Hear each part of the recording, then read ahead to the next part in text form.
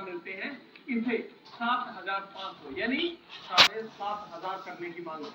EPS 95 संघर्ष समिति ने सरकार को अल्टीमेटम में दे दिया है कि अगर पेंशन नहीं बढ़ी तो देशव्यापी आंदोलन करेंगे।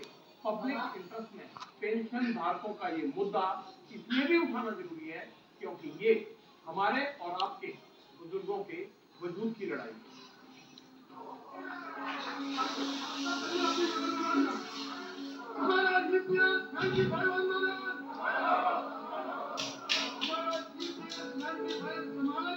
किसी बुजुर्ग के गले में तख्ती है और किसी के कांपते हाथों में बैनर पोस्टर।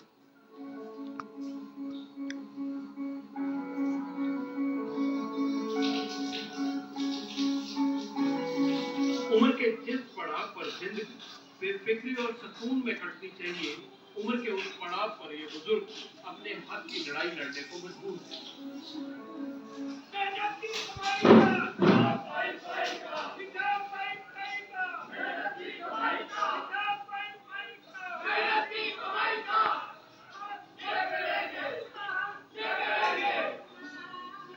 बूढ़ी आंखों से बेइज्जती दर्द बनकर छलकती है।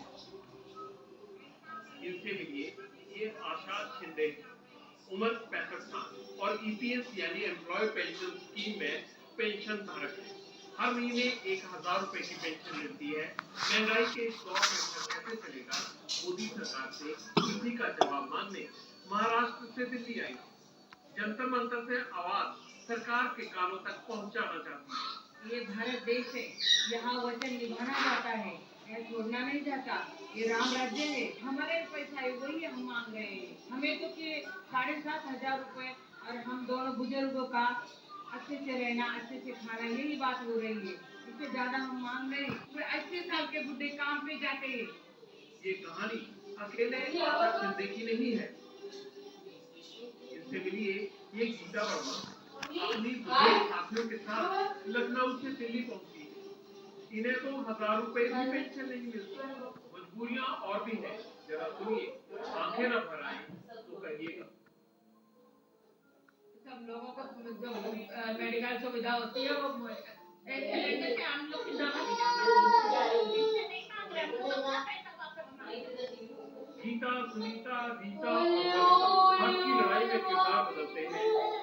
गुमनाम भीड़ में कई ऐसे बुजुर्ग पेंशन धारक भी मिले जो EPS से मिलने वाली पेंशन से BP शुगर की गोली भी नहीं खरीदता। पेंशन मिलता है उसमें हमारे BP की गोली, शुगर की गोली उसमें नहीं होगा। EPS 95 संघर्ष समिति करीब 1 दशक से पेंशन की लड़ाई लड़ रही है। प्रधानमंत्री नरेंद्र मोदी से कई बार इन्हें पेंशन बढ़ाने का आश्वासन भी मिला। ये तस्वीर 4 मार्च 2020 की NSE संघर्ष समिति के अध्यक्ष अशोक राउत तब सीधे PM से मिले थे। ये मुलाकात मथुरा की सांसद हेमा मालिनी ने करवाई थी, लेकिन वायदा आज भी अधूरा है। 5 राज्यों के इलेक्शन के बाद मोदी जी ने दहाड़ के कहा कि मेरी गारंटी, मैं जो वादा करता हूँ वो पूरा करता हूँ। प्रकाश जावड़ेकर ने पेंशन 1,000 का भीख है 2013 से 2023 आ गया। ये कैसा वादा प्रधानमंत्री का? पेंशन धारकों में इतनी नाराजगी आखिर क्यों है? और EPS 95 संघर्ष समिति के बैनर तले बुजुर्ग कर्मचारी सरकार से मांग क्या रहे? पहली मांग, EPS 95 यानी एम्प्लॉयज पेंशन स्कीम 1995 के तहत आने वाले कर्मचारियों की न्यूनतम पेंशन बढ़ाकर 7,500 रुपए की जाए। पेंशन बढ़ोतरी के साथ PA और DA का भी भुगतान सरकार करे। तीसरी बात, पेंशन धारकों को मेडिकल सुविधाएं दी जाए। एक और पहलू बड़ा दिलचस्प है।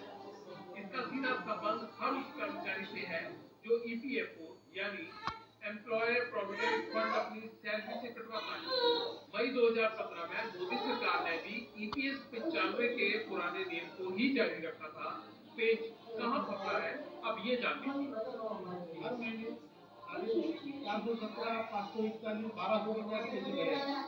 औसतन 550 का भी हिसाब का लगाओ एक आदि का, तो आपको कम से कम सरकार के पास 20 लाख रुपए बन। हमारा 20 लाख तो गया, वापिस नहीं आएगा। वो दुआ में हम लोग 11 पश्चिम अशोक राव हजारों पेंशन धारकों के साथ हमारा आंदोलन कर बैठे। जंतर मंतर से सरकार को जगाने की कोशिश हो रही है। देश भर के पेंशन धारक आंदोलन में शामिल है। इनमें महिलाओं की आवाज सबसे ज्यादा। अगर ये आंदोलन और बड़ा होगा तो आगामी लोकसभा चुनाव में बड़ा माहिती का मम्मी ऐक ना मम्मी मम्मी ईपीएफ है क्या और देश में कितने लाभार्थी हर महीने आपकी सैलरी में जो कितने पैसे ईपीएफ में करते हैं और ये क्यों पेंशन में सुधार की जरूरत है। अब ये ईपीएफ अकाउंट में जमा होता है बेसिक सैलरी का 12% में से 8.3% ईपीएफ में जाता है। 10 साल की नौकरी के बाद कर्मचारी को मिलती है ईपीएफ 95 के तहत पेंशन।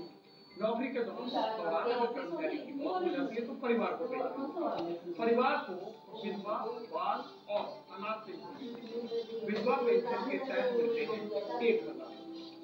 पेंशन रोगी की मौत के बाद 25 साल से छोटे बच्चों को विधवा पेंशन का 25% हिस्सा।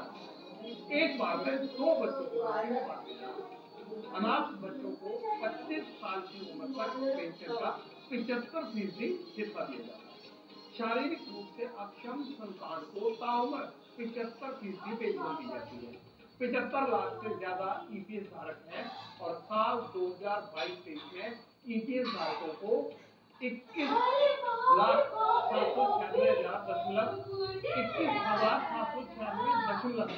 करोड़ रुपए की राशि का सरकार ने भुगतान किया।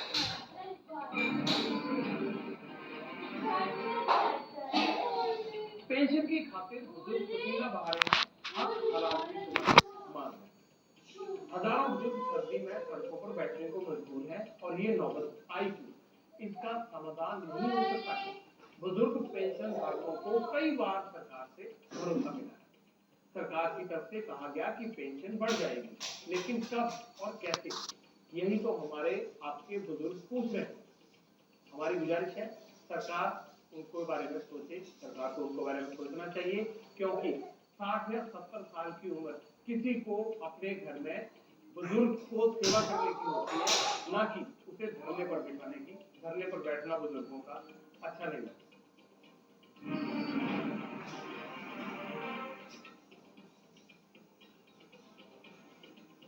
देश में शेरों की आबादी बढ़ रही है, ये खुशी की बात है, बढ़नी भी चाहिए।